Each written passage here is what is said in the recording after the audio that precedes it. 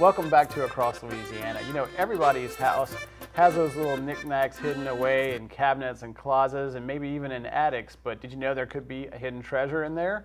If so, you could take it to the East Baton Rouge Parish Library for attic treasures and collectibles and maybe get a little cash out the deal. Here to tell us all about it is Mary Stein. Welcome back to the show, Mary. Thanks for having me, because I want to tell you this is my favorite event that the library puts on. We're in our 14th year of Attic Treasures and Collectibles, and every year I'm there rubbing my hands together to see what people have brought and what is it. And of course the $64,000 question is it worth anything? What we do with Attic Treasures is we have wonderful area experts that come from all over, and actually they're giving up time away from their shops. Wow. And they come and volunteer to work our little event. It's kind of like Antiques Roadshow, with several important differences. First, ours is free. You can bring in 3 artifacts, and I've brought some things that I might bring this year with me today, and then we kind of put you in the right line to, if you brought stamps, if you brought a painting, maybe you brought a textile like my great-great-grandfather's christening robe, and maybe I want to just find out what it is. Maybe I want to find out how to take care of it, and that's kind of important with antiques. I know once they stopped me from making a terrible mistake because I had found something that my grandmother had painted because she didn't like the original color, and I brought it and I said, now how shall I do this? I told them I was about ready to clean it with something, and they were like, no, don't do that, you'll ruin it. So they told me what it was, and they told me how to take care of it, or at least how to do no harm. More harm than I had already done. So it is a wonderful event. We're going to hold it on November 22nd at the beautiful new main library at Goodwood. It'll start at 9. We will kind of close the doors at 1, but you know, like they say, numbers up. You can bring in 3 items and we'll give you tickets and we'll send you down the right line. And really, it's kind of like it's a giant free-for-all in there, because while you're waiting in line, you're seeing what somebody else has brought.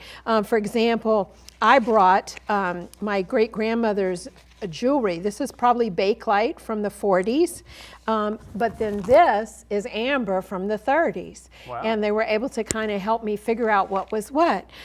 This year, I'm thinking I might bring this, which is probably tatting, but maybe not, from a great-grandparent.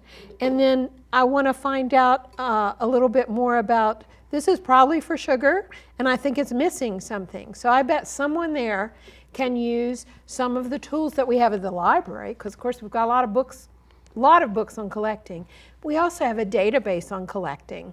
So you can actually look up your Star Wars memorabilia and see what it's going for on the open market these days. Really cool resources that the library has, and wonderful experts from our community. It's really a fun event. You mentioned the memorabilia, and obviously Baton Rouge is a town with a lot of history, so there's going to be lots of stuff like this. What do people need to look to bring to this event? Well, people bring military paraphernalia. People bring old maps or wonderful old paintings, and then we try to figure out who painted it, especially if it might be a local or regional artist. That's really good for everyone to find out. People bring silver. I remember a year ago, a lady brought something. It was New Orleans silver from before the war, from before the Civil War, which was very hard to find, and we were even able to understand its provenance.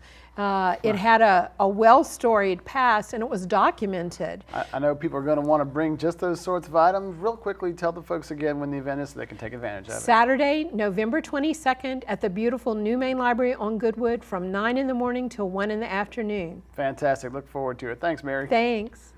Well, they're the first name in the greater Baton Rouge area in technical education for over 40 years. It's ITI. Take a look.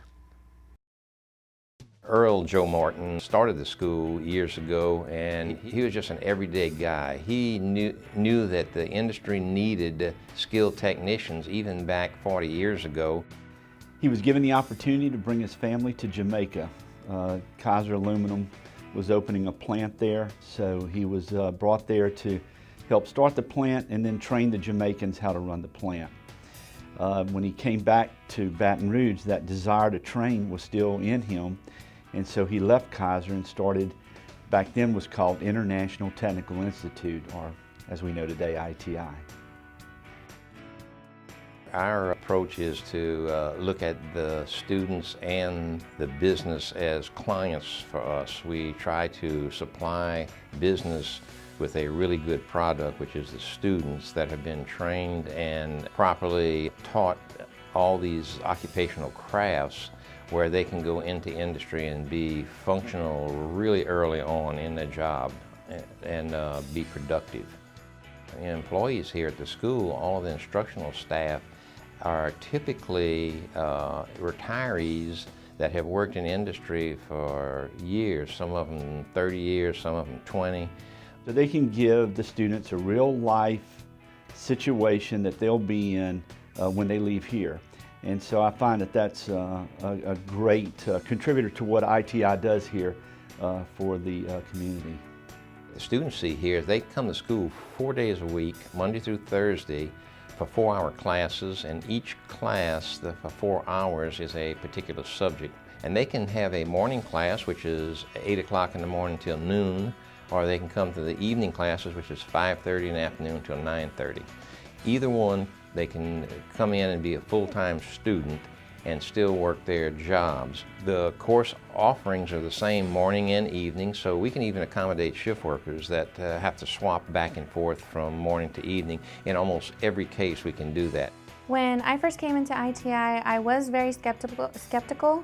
I wasn't sure if this was going to work out for me, considering that I worked full-time and I lived out on my own. I knew that it was going to be hard.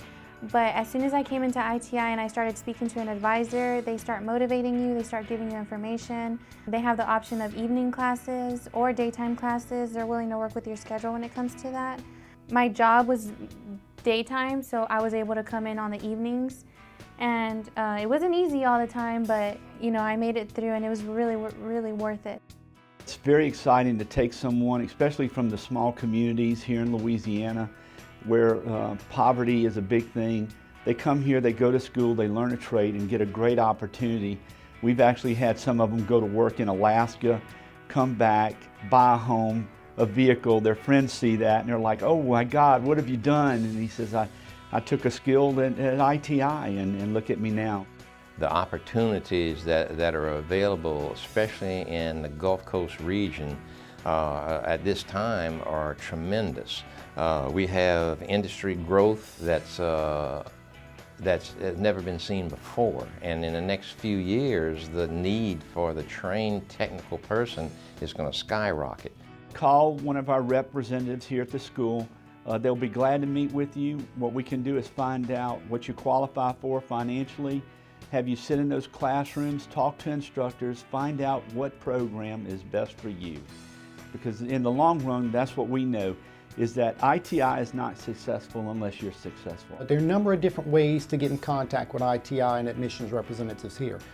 You can do it online at iticollege.edu. Also, you can call us at 225-752-4233. You can come by. We're on Airline Highway at 13944, Baton Rouge, Louisiana, 70817. So you can reach us in a number of different avenues, by phone, by email, or in person. For me, it's more fulfilling now, considering that I like what I'm doing. I'm helping, especially right now that I'm working with children and a pediatric cardiologist. I get to assist in these lives that need so much help, and it's just more fulfilling. In the beginning of my day, I wake up with a smile. At the end of my day, I go home feeling proud and feeling happy that I was able to make a difference, basically. Not only in my life and with my family, but in other people's lives. What makes this business so exciting to me is you're able to change lives. I tell my staff every day that we need to be grateful for being in a business to where we can affect people's lives so positively every day. When we come back on Across Louisiana, get the scoop on the Rocktober Festival. Don't miss it.